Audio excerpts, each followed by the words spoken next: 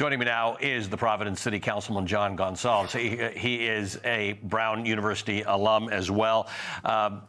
Thank you for joining us, Councilman. What can you tell us about where we are right now? As I said, we're expecting this press conference in less than an hour. Somebody's in custody.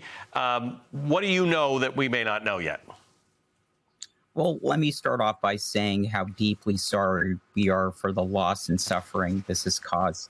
Our thoughts are with the victims, their families, and everyone in the Brown University community. And as a Brown alum and the councilman for the area, this is a community that I've lived in for over 30 years. This has shaken people to their core. There's grief, there's disbelief, and there's profound sense of loss in the city.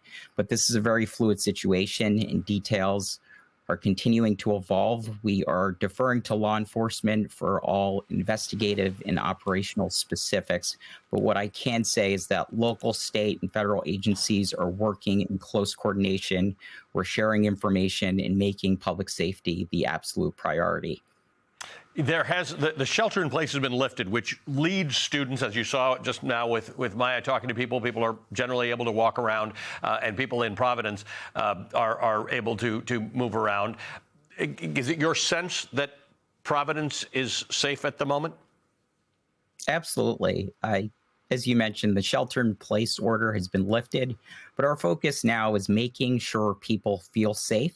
That's why you're seeing an increased police presence across the area. We've got police officers all over the east side, not because there's an immediate threat, but to provide reassurance, visibility, and support as the community begins to process what happened.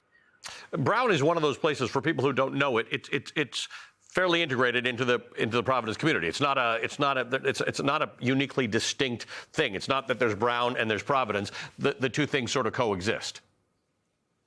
Absolutely. And the east side of Providence is a place people choose because it feels safe, it's welcoming, it's connected. It's one of the most special communities anywhere. And something like this was simply unthinkable here. There's a sense of real shock. But also what we're experiencing is how people are responding with compassion and care and with a determination to look out for one another. And I want to thank the Mayor Smiley, the Governor McKee, the FBI, the Providence Police Department, and frankly, every law enforcement partner involved. Their response has been swift and coordinated. Authorities have confirmed, again, that a person of interest is now in custody, which represents meaningful progress as this investigation moves forward. Councilman, what do you think? As you've represented this area for a while, you've been in Providence for a long time. What's your sense of what changes? Because what happens after these types of incidents is that it never goes back to normal. There's just a reset to a new normal. What changes now that Providence and Brown have been victims of this thing that so many countless American towns and cities have become part of? Well, there won't be a new normal. And to be clear about the human impact, we have 2 people killed at the moment, both confirmed to be students, and 9 others who are injured, most of whom are taken to Rhode Island Hospital. And we're committed to accountability and to justice, but gun violence has become far too common in this country, and that should never be acceptable. We are the only developed nation where tragedies like this happen with such frequency, and it's a policy failure as much as it's a moral one. And we can respect lawful gun ownership and still act with urgency to keep weapons out of the wrong hands and protect our communities. But we are keeping the victims and their families in our thoughts and prayers. But we need to do more. And we have to be very clear that words are not enough. There needs to be a stronger commitment to accountability and to ensuring that justice is fully pursued and that we are pushing for gun laws that actually work in this country. One of the things, I was talking to Fred Gutenberg earlier, whose daughter died in the Parkland shooting.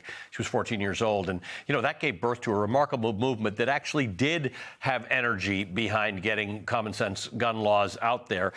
I don't want to get too far away from the tragedy that you're actually facing at Brown, but what I've heard so far from, you know, the 2 students last night we heard from, and then the student this morning whom I talked to, is that there's some potential here that these students in your community could fuel a greater push to thinking about this, you know, in a more sophisticated way in America.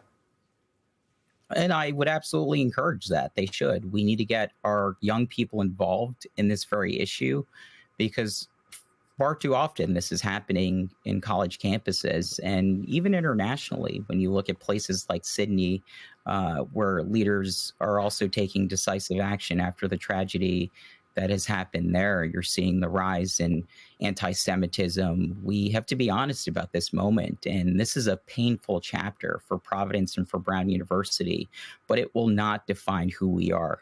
We are hurting, but we are united. We will continue to support one another, care for those affected, and we are going to move forward with strength and resolve and make sure that the individual who was responsible for this heinous act is held accountable. Councilman, thank you for joining us, the Providence City Councilman John Goncalves.